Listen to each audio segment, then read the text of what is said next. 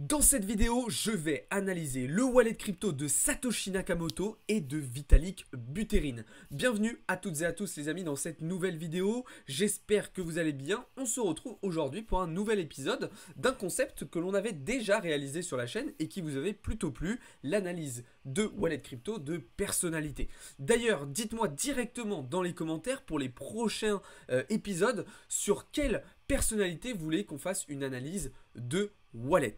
Juste avant de commencer, comme d'habitude, je vous invite aussi à vous abonner et bien évidemment à nous rejoindre dans le serveur Discord. C'est là-bas que tout se passe, c'est public, c'est gratuit, c'est ouvert à tous, donc n'hésitez pas à nous rejoindre, vous avez tous les liens en bio et en description. Deux petites infos supplémentaires, je vous rappelle aussi que la phase publique de notre levée de fonds est toujours on live, donc n'hésitez pas à aller voir et à aller participer si ça vous intéresse. Et je vous rappelle aussi que notre e-book est toujours disponible, il est totalement gratuit. Vous avez le lien dans la description pour le télécharger. Allez, c'est parti, on commence tout de suite.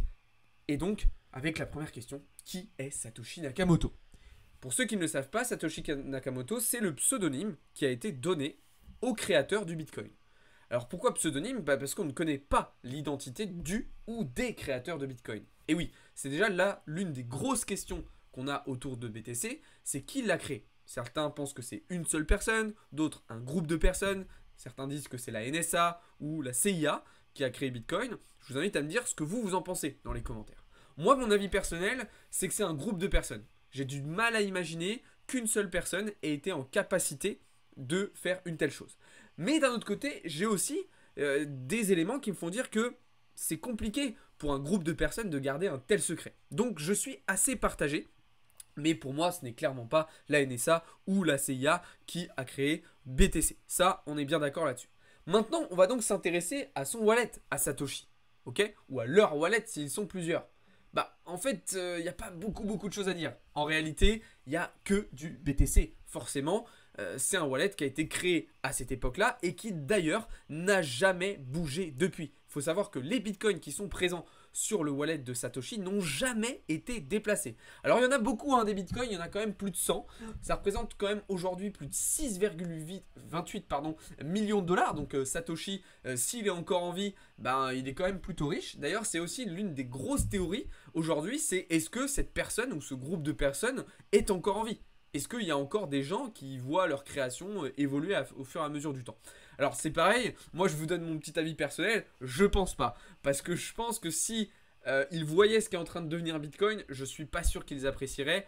Parce que, on se réjouit effectivement de l'arrivée des ETF, etc. Mais en réalité, c'est quand même totalement à l'inverse et à l'opposé des valeurs intrinsèques, des valeurs initiales de Bitcoin qui étaient un petit peu anarchiques, qui étaient un petit peu contre la finance centralisée justement. Il faut se rappeler quand même que Bitcoin s'est créé dans la continuité de la crise des subprimes en 2008. Donc c'est quand même assez significatif. D'accord? Donc voilà, pas grand chose à dire sur ce wallet. Forcément, on a une balance qui ne fait qu'augmenter, des profits qui ne font qu'augmenter, mais des profits qui ne sont sans doute jamais réalisés. En tout cas, il faut savoir que si un jour on était amené à voir un des bitcoins présents dans ce wallet-là être déplacé, ça serait un choc monumental pour l'écosystème crypto et ça serait pas forcément une très bonne nouvelle d'ailleurs. Je pense que personnellement, on aurait plutôt des répercussions négatives.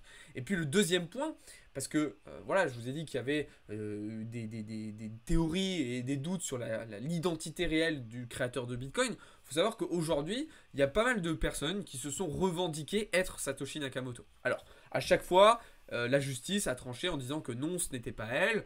Bon, on ne pourra jamais savoir à 100%, mais il y a quand même très peu de probabilité que les personnes qui aient dit ça soient réellement Satoshi Nakamoto. Pourquoi? Parce qu'en fait, aujourd'hui, il faut bien comprendre une chose, c'est qu'il n'y a aucun intérêt pour qui que ce soit, une personne physique, une entreprise, un État, de se revendiquer être Satoshi Nakamoto et de s'approprier Bitcoin. Pourquoi? Parce qu'à la minute où ça serait fait, en fait, Bitcoin perdrait une grosse partie, une grosse majorité de son intérêt et donc une grosse majorité de sa valeur. Donc c'est pour ça que si un jour on était amené à découvrir qui est Satoshi Nakamoto et si cette personne ou ce groupe de personnes était amené à se revendiquer sur le devant de la scène, ça serait un élément quand même plutôt négatif et personnellement je trouverais ça très inquiétant. Voilà donc sur Bitcoin et sur Satoshi Nakamoto. On va donc désormais pouvoir passer à la deuxième partie de cette vidéo. dans laquelle on va analyser le wallet de Vitalik Buterin. Alors qui est Vitalik Buterin? Eh bien c'est tout simplement l'un des cofondateurs et créateurs d'Ethereum, donc la deuxième plus grosse crypto-monnaie. Alors lui, contrairement à Satoshi Nakamoto, on le connaît très très bien. On l'a déjà vu dans des interviews, il est doxé, voilà, il n'y a pas de doute sur son identité. Par contre, c'est vrai que c'est une personnalité un petit peu atypique, hein, pour ceux qui voient qui c'est, vous avez sa photo juste ici. Voilà, c'est quelqu'un qui est vraiment né dans la tech, c'est un geek, c'est un nerd, il a une personnalité vraiment surprenante et puis un physique aussi un petit peu atypique. Mais on s'en fout un petit peu, ce que j'ai envie de vous dire, c'est que lui par contre il a un wallet beaucoup plus dense, beaucoup plus étoffé. Alors sans surprise, à la tête et en première ligne de ce portefeuille, on retrouve forcément de l'Ethereum et en grosse quantité. Il en a pour 842 millions de dollars quand même Vitalik de l'Ether, donc croyez-moi, il n'est pas à plaindre à la fin du mois. Mais attention, contrairement à Satoshi, on retrouve plein d'autres cryptos. Alors, petit disclaimer, petit warning, je vous le répète, mais il faut être prudent avec ces analyses de wallet. Pourquoi? Parce que très souvent, on observe que voilà, il y a des petits génies, il y a des petits malins qui lancent un projet, qui lancent une crypto, qui l'envoient à une personnalité comme Donald Trump, comme Vitalik ou je ne sais qui, et qui s'amusent à dire tiens, regardez, Vitalik, il détient notre même coin, ça veut dire que c'est trop bien, investissez dessus. Et puis il y a des gens qui sont novices, qui vont voir ça et qui vont se dire ah mais ouais putain, si Vitalik il a du S-Dog par exemple, voilà, si Vitalik il a du S-Dog, faut absolument que j'en ai, c'est que ça va péter. Sauf que non. Sauf que non, cette adresse elle est publique, donc ça veut dire que n'importe qui peut envoyer justement des tokens sur ce wallet et donc utiliser ce moyen marketing très peu éthique, on est d'accord, pour promouvoir un token. Donc c'est pour ça que là, on retrouve pas mal de memecoins, on a du S-Dog, on a du Degen, voilà, on a du Wojak, on a du Dodge, bon ça peut-être que le Dogecoin je pense que c'est lui qui en a, parce qu'il en a quand même 11 000 $, donc ça m'étonnerait que qu'ils aient envoyé 11 000 $, hein, forcément. Mais vous voyez qu'on retrouve du PEP, du Beard Dog, enfin voilà, il y en a quand même pas mal. Après, peut-être que lui aussi a investi sur ces mêmes coins. Hein. Je sais que tout à l'heure, en faisant la préparation de cette vidéo, voilà, j'ai vu qu'il avait du PP. Donc voilà, c'est possible aussi qu'il ait investi sur des mêmes coins, mais il y en a certains quand même, je serais assez surpris. En tout cas, au-delà d'Ether, on retrouve forcément du wrap Ethereum, logique. On retrouve du Starknet. Alors ça, je suis un petit peu plus surpris, quand même, pour plus de 500 000 $ de Starknet. Alors, je suis surpris, oui et non. Je suis surpris parce que moi, c'est un projet que je trouve vraiment pas terrible et qui a une très mauvaise tokenomics.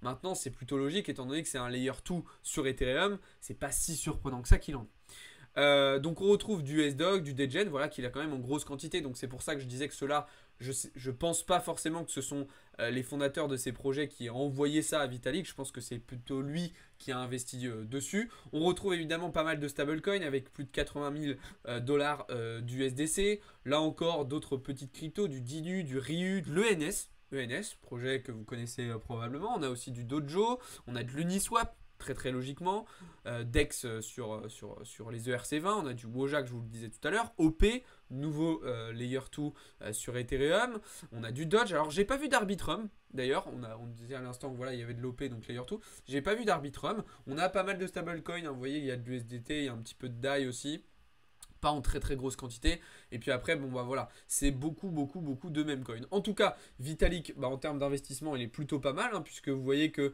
ses profits ils sont pas mal, enfin voilà, il a un portefeuille qui est totalement en positif, donc ça c'est plutôt une bonne chose. Maintenant il faut bien comprendre un truc, c'est que aussi Vitalik, je pense que voilà, il y a beaucoup de personnes qui lui envoient des cryptos, qui lui font des propositions en crypto, au-delà de ses investissements personnels. Faut bien se dire aussi que là c'est un wallet, d'accord, c'est le wallet qui a été identifié à Vitalik, mais il en a probablement bien d'autres, des wallets Vitalik, sur lesquels il a sans doute plein d'autres cryptos. Donc c'est quand même assez important de comprendre ça.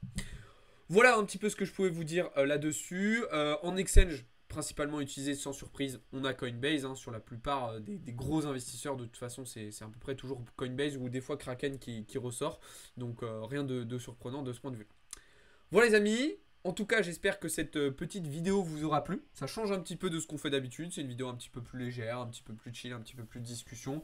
Où voilà, on regarde un petit peu tout ça.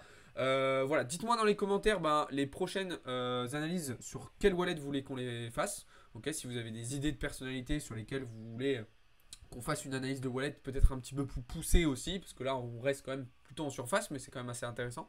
Bah dites-le moi dans les commentaires, n'hésitez pas à me poser aussi vos questions et à me faire vos retours. N'hésitez pas aussi à liker la vidéo si ça vous plaît, ce genre de petit concept un petit peu différent. Et puis je vous le disais, à vous abonner, ainsi qu'à nous rejoindre dans le serveur Discord. Voilà les amis, je vous souhaite à toutes et à tous une très très bonne journée, je vous dis à bientôt. Ciao, c'était Alex pour Blockchain Capital.